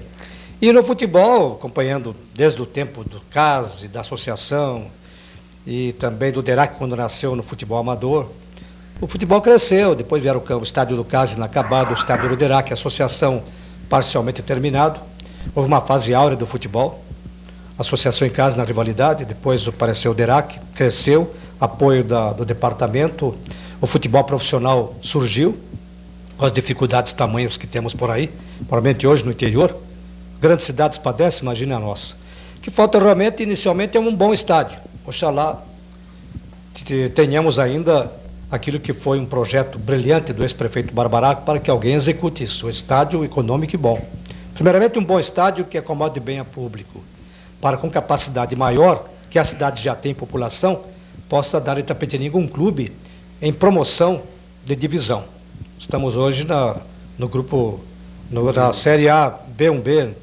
Tudo bem, o Esporte Clube Itapetininga. Então o DERAC, que ficou, não acabou o DERAC está licenciado legalmente falando. O ex-presidente Serafim de Almeida conseguiu com o José Fará, Eduardo Fará da Federação, o licenciamento do clube. Ele poderá voltar profissionalmente quando quiser. Então o Esporte Clube Itapetininga nasceu através da iniciativa do Elcio de Almeida, está aí, e o que falta é um estímulo maior. O DERAC empolgava mais, DERAC no nome, DERAC. E o DERAC é conhecido fora do Brasil. Copa do Mundo, lembro. Na Itália, o pessoal da Bandeirantes. E o DERAC? Agora mesmo na Copa da França, estava entrevistando o Gilmar, foi homenageado pela FIFA. O Gilmar falava assim lá no Zola Ferreira. Papai Itapetininga, e como é que vai o DERAC? Na última pergunta do Gilmar para mim. Falei, pô, o DERAC. Então o DERAC é um nome ainda. E o Esporte Clube falta aquele lastro, embora hoje a federação exige que os clubes tenham até 23 anos de idade, o seu atleta de maior idade. Então, o incentivo à juventude mudou muito. Então, falta a participação empresarial, o público um tanto arredio ainda, não confiante, embora melhorou nos últimos dias com 3 vitórias consecutivas, mas falta muita coisa. A estrutura de estádio, maior comodidade para o público, não há locais cobertos sem estádio nenhum aqui, você sabe disso, e um estádio para valer, na acepção da palavra. E o incentivo do torcedor, que acho que vai quando tiver um time bem forte e os empresários participando, vamos aguardar. Há condições, sim, porque a cidade competiu com muitos municípios que hoje estão na divisão principal, ao tempo do DERAC. Silas. Carlos José, quando nós falamos que você traz um justo motivo de orgulho à imprensa itapetiningana, é porque sabemos que os seus furos de reportagem não se restringiram ao âmbito nacional. Há um furo de reportagem que você deu de Sydney, Austrália, inclusive furando a grandes agências internacionais. Não, a gente, quando viajamos para o exterior, até agora eu faço isso, vou passear, mas como eu fazia telefonemas de alguns países, normalmente exóticos, que onde a imprensa quase não chegava, telefonema a cobrar, lógico, facilitando, menos na China continental, que lá não podia fazer cobrar, tem que pagar mesmo, $50 até. Mas na Sydney, quando eu fiz a viagem pelos mares do sul, fiquei 49 dias viajando. Aí, Sydney, Austrália, era uma noite. Sydney tem 13 horas de fuso horário. Eu voltava de um passeio com o meu grupo de 22 turistas, tinha 8 brasileiros no meu grupo, eu voltava para o nosso hotel Hilton, Sydney. Austrália é um grande país. Sydney, eu voltava do passeio, passei numa banca de jornais, 1h da madrugada, eu ia para o hotel e vi na banca um tabloide, Death John Wayne, morreu John Wayne. Então o famoso artista americano tinha falecido e eu então falei, cada cidade que eu fazia do exterior, eu dava um registro telefônico sobre o que eu via, na história, no fato do dia. Falei, eu vou completar com este assunto aí, vou completar com a morte do John Wayne. Foi em 79 isso aí, julho de 79. Aí dei a notícia. Quando eu fiz o telefonema para Itapetininga, aqui era 11h30. Aqui era 11h30 da manhã, de sexta-feira, de sábado, aliás, eu tinha dado a notícia na sexta-feira, lá de Sydney, na Austrália, dizendo, morreu John Wayne, no Texas, vítima de câncer no pulmão. Essa notícia era na difusora aqui às 11h30 da manhã, de sexta-feira. À noite, é que a TV Globo, que o Cid Moreira anunciou a morte dele, e o Roberto Hungria falou, quando eu voltei de viagem, Carlinhos, eu vi um furo seu, a morte do John Wayne, você deu primeira mão por aqui. Falei, o fuso horário até isso facilita, e eu dei mesmo, foi isso que aconteceu. Carlinhos, eu queria fazer uma pergunta a respeito da sua atividade profissional. Você sempre foi jornalista, radialista, jornalista, sempre atuando nessa área. Você deve ter recebido propostas ou condições de ter outra atividade, até talvez se estabelecendo com algum negócio e tal. Por outro lado, você também deve ter recebido propostas para sair de Itapetininga. graças à sua boa atividade na imprensa, você deve ter recebido proposta da própria Gazeta, Cruzeiro do Sul, enfim, teve oportunidade de sair de Itapetininga. Não saiu de Itapetininga e não saiu do jornalismo. Conta um pouco sobre isso. Sabe o que acontecia? Eu já estava pegado aqui à imprensa local. O que aconteceu?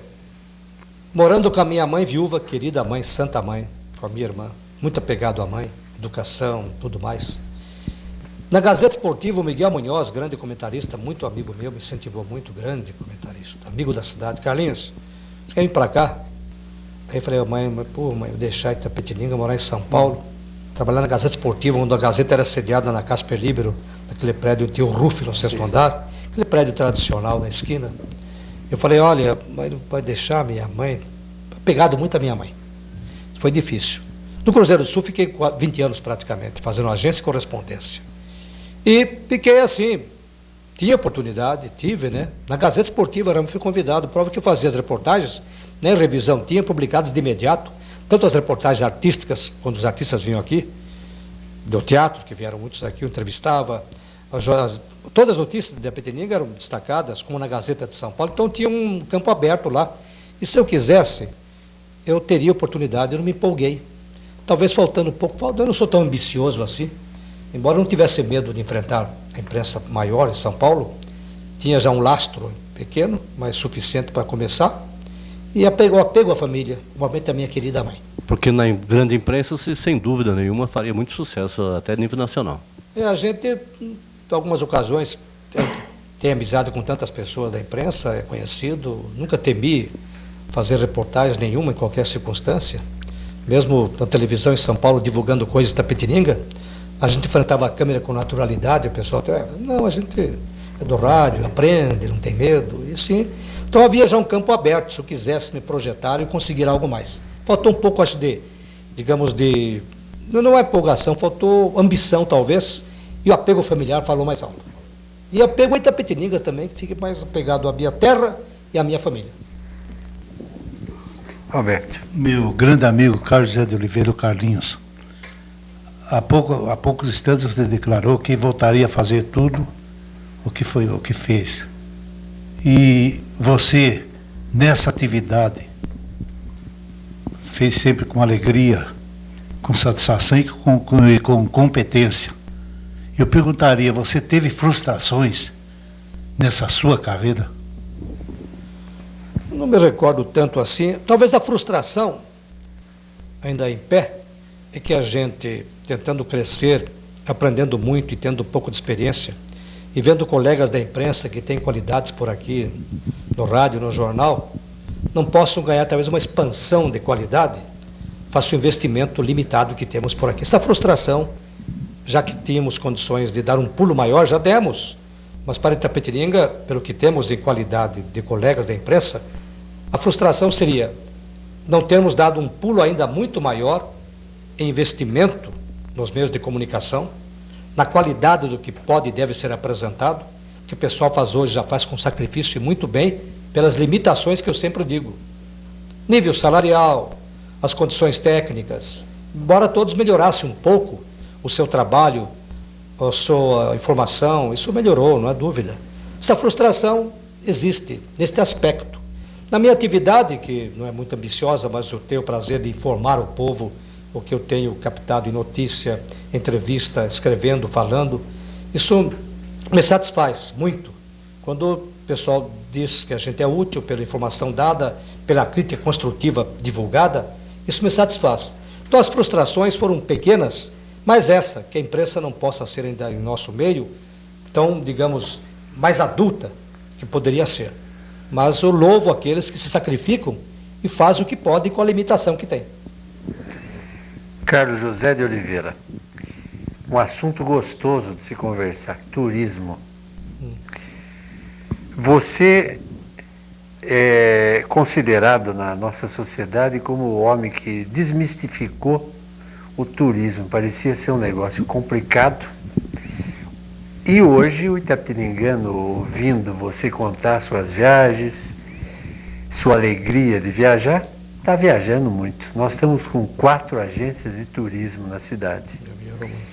Um dos itapetininganos na primeira viagem que fez, até pouco tempo, ele disse que sentado ele me relatou, numa praça, e falou, olha, descobri numa praça, sentado na Itália, quem é o homem mais feliz de Itapetininga.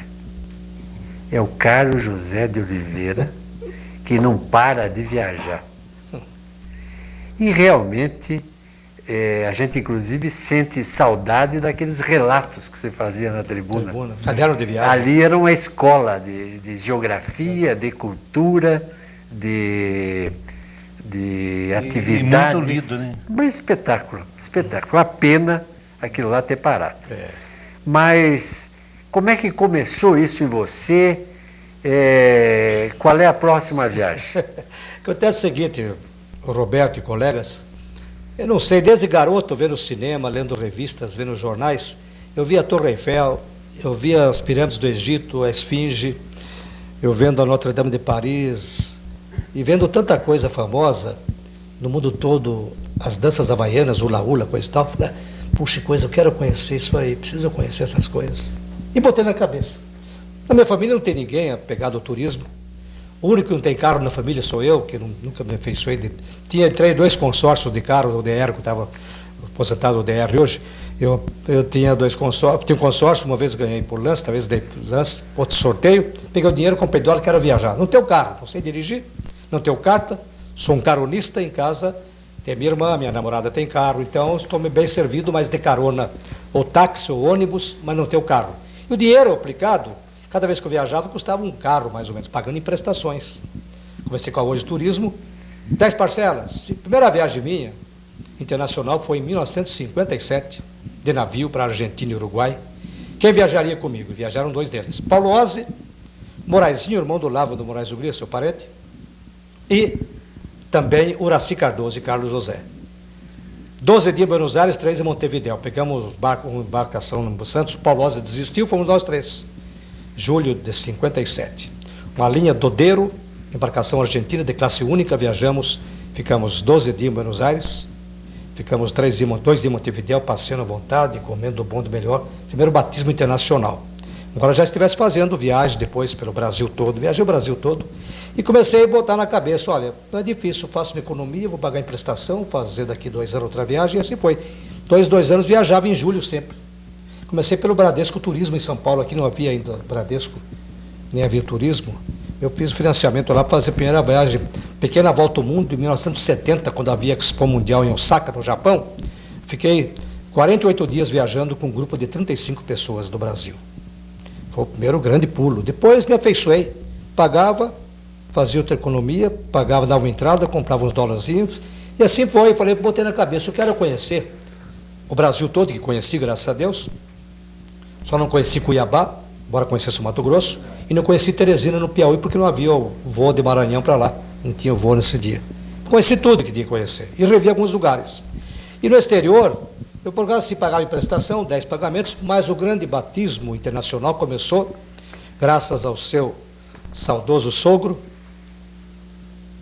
Cardoso, Oswaldo Cardoso, quando o presidente da Tropical Hotéis de Manaus, que lançou a cadeia de hotéis Tropical. O senhor Armando Sander, que era o diretor-presidente da Real Tour Turismo, da Líbero Badaró, quando já me afeiçoava com viagem, falei, Oswaldo Guarnieri, a Wanda, esposa e eu. Nos entendemos com Oswaldo Cardoso, saudoso, seu saudoso sogro, nos levou a Armando Sander, e conhecemos, ficamos muito amizade com Armando Sander, carnavais, festa, grande Armando Sander. Aí foi possível, fiquei viajando com Oswaldo e a Wanda 50 dias, uma viagem triangular, Europa, México, Estados Unidos, 65, 68. Aí foi um batismo gigantesco, viemos da viagem, tínhamos centenas de slides, eu gravei os slides com música de cada país visitado e fizemos uma coisa inédita. Divulgamos a nossa viagem para Itapetininga, que eu não conhecia tanta coisa assim, era uma coisa inédita para nós na ocasião. Fizemos no Clube Recreativo uma exibição, num telão, do que passemos, lotamos o clube, todo mundo assistiu com gravação que fizemos, mostrando os países que visitamos, o México, Estados Unidos e Europa, que foi inesquecível. E depois fui viajando, deu certo, cada 2 anos eu fazia, no fim comecei viajando anualmente, além da Copa do Mundo, que eu fiz turismo e fiz trabalho profissional pago, contratado, embora também fosse passear. Foi a Itália em 90, 94 Estados Unidos, e agora na França eu fiquei 2 meses. E aproveitei para passear outros lugares que já conheci, mas a namorada foi também e conheceu lugares que eu não conhecia na Europa. Então, eu vi que não era difícil. Incentivei muitas pessoas, você faz isso, eu faço, eu pago prestação. Economizo, viajo. Se eu não vou em grupo, os países exóticos em grupo, na Índia, na China continental, tem que viajar com grupos, que tem o guia poliglota para orientar você. No Paquistão, pô, Dhaka, eu lembro muito bem. Fui na Turquia, viajei, enfim, os 5 continentes. Conheci 73 países, os 5 continentes, e revi muitos. Fui 12 vezes aos Estados Unidos, 2 vezes ao Japão, 2 vezes à Tailândia, Havaí 2 vezes, a França fui 6 vezes à França, Estados Unidos 12. Então, comecei a rever alguns países, então não há mais muito o que ver, mas tem novidades que a gente vai aproveitando, e eu quero viajar um pouco mais, não paro não. Estou prevendo viajar talvez em setembro agora, se Deus quiser. Carlinhos, você tem uma vida riquíssima, e isso nessas quase 2 horas de gravação deu para perceber um pouco. Eu acho que tem muito mais para contar. Além disso, você tem uma memória ótima, você conhece e lembra com detalhes de coisas, é rica essa sua memória. Além disso, você fala muito bem, sabe se expressar verbalmente muito bem, e também sabe escrever muito bem. Pelas matérias que você cansou de fazer, pelos jornais, a gente reconhece essa qualidade. Você nunca pensou em escrever um livro com as suas memórias, as suas histórias? A pergunta do Hélio é uma repetição de muitas indagações de colegas, de pessoas da sociedade, pessoas que acompanharam o teu caderno de viagem que eu fazia na tribuna e que já viram divulgações minhas em Lions e Rotary com slides. Eu tenho 3.200 slides de viagem pelo mundo, tenho 1.500 fotos, e a recordação boa ainda, graças a Deus. E para cá eles têm que fazer um livro. Eu não tenho, sinceramente, eu não tenho essa pretensão, acho uma dificuldade. Não teria medo, mas não vejo, não tenho essa, não sei, acho que falta para mim um pouco de ambição, um pouco de arrojo nesse aspecto, como foi o caso de saltar para a imprensa maior em São Paulo. Eu não sou tão ambicioso, eu gosto de viajar, conhecer povos, costumes, idiomas, gente de outros povos, outros lugares, mas não me empolgou até agora. Mas esse conselho, Hélio, que faz parte da sua pergunta, muita gente me deu e até agora cobra, como se pergunta para mim. Por que não fez um livro ou faz um livro, como muita gente faz por aí, despretensiosamente divulgando o que você tem anotado? Tem muita coisa anotada, recordada, fotografada, naturalmente. Teria valor não para você, mas principalmente para quem vai ler o livro, né? Como fazia aquele fazer da Associação de Combate ao Câncer, que eu fazia um livro cada vez que viajava. Carmen Prudente. Dona Carmen Prudente, eu conhecia até, simpática senhora, muito defendeu o câncer, ela fez 2, 3 viagens pelo mundo e fez livros.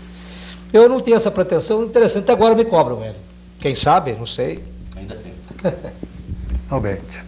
Para finalizar, eu queria saber de todas, o mundo que você percorreu, de todo mundo, naturalmente Itapetininga é a sua cidade.